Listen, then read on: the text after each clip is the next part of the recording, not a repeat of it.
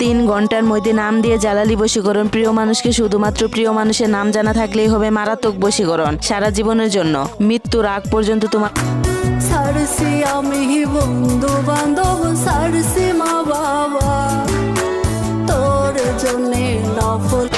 মরলে আমি লাশের পাশে তুই আসিস না, মরার পরেও তোরে দেখলে হইবে যন্ত্রণা।